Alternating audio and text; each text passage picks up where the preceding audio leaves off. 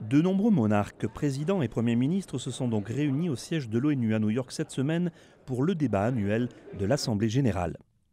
Le secrétaire général Ban Ki-moon a lancé le débat de la 70e session de l'Assemblée générale, appelant les dirigeants du monde à traduire en actes les promesses écrites et en soutenant un nouveau programme audacieux de développement durable qui vise à éliminer la pauvreté et à construire un avenir durable pour tous. Our aim is clear. Our mission is possible. Notre objectif est clair, notre mission est possible et notre destination est en vue. La fin de l'extrême pauvreté d'ici à 2030, une vie de paix et de dignité pour tous. Les 193 membres de l'Assemblée générale ont récemment adopté l'agenda 2030 pour le développement durable avec un ensemble de 17 nouveaux objectifs mondiaux qui remplacent les objectifs du millénaire pour le développement qui expirent à la fin de l'année. Le président de la 70e session de l'Assemblée, Mogens Lykketoft, a souligné que pour réaliser ces nouveaux objectifs, le monde ne peut pas compter uniquement sur le modèle de croissance traditionnel des 15 ou des 70 dernières années.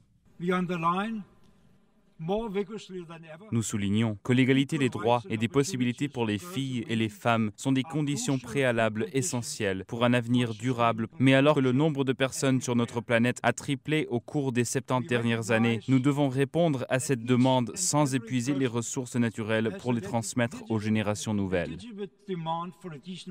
Plus de 150 dirigeants se sont succédés à la tribune prononçant des discours axés sur des enjeux mondiaux tels que la lutte contre le terrorisme, le changement climatique et la résolution de la crise des migrants et des réfugiés en Europe.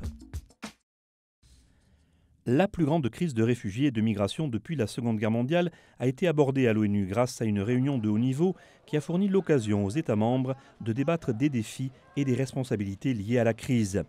Selon l'Agence onusienne pour les réfugiés, plus d'un demi-million de personnes, la majorité d'entre elles réfugiées, ont traversé la Méditerranée cette année pour être en sécurité en Europe.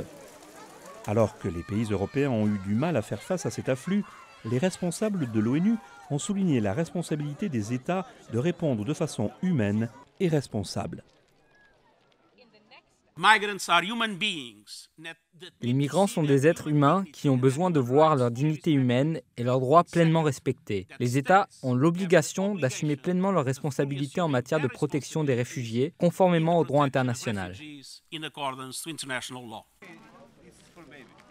Tout en reconnaissant qu'il n'y a pas de réponse facile, l'ONU a exhorté les pays à remplir non seulement leurs obligations légales, mais aussi à traiter l'arrivée des réfugiés et des migrants avec compassion et en faisant preuve de solidarité.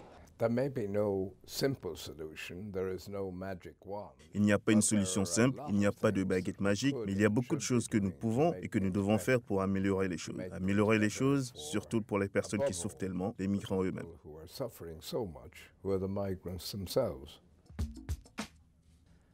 Grâce au progrès de la médecine qui aide plus de gens à vivre plus longtemps, le nombre de personnes âgées de plus de 60 ans devrait doubler d'ici 2050, ce qui nécessitera un changement social radical.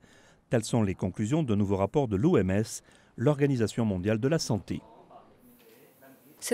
Les rapports nous disent que les populations vieillissent rapidement, mais plus important, il nous dit que nous ne sommes pas nécessairement en meilleure santé que nos parents et grands-parents. Contrairement aux idées reçues, le rapport constate qu'il y a très peu de preuves que les années supplémentaires de vie se passent dans des conditions meilleures de santé que celles des générations précédentes au même âge.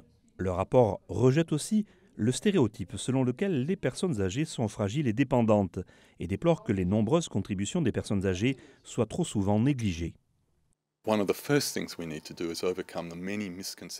Une des premières choses que nous devons faire est de chasser les nombreuses idées fausses sur le vieillissement. Vous pouvez avoir quelqu'un de 80 ans, très robuste et actif. Et vous pouvez aussi avoir une personne beaucoup plus jeune qui a besoin de soins et de soutien. Le rapport souligne que les gouvernements doivent mettre en œuvre des politiques qui permettent aux personnes âgées de continuer à être partie intégrante de la société et qui évitent de renforcer les inégalités, souvent synonymes de mauvaise santé à un âge avancé.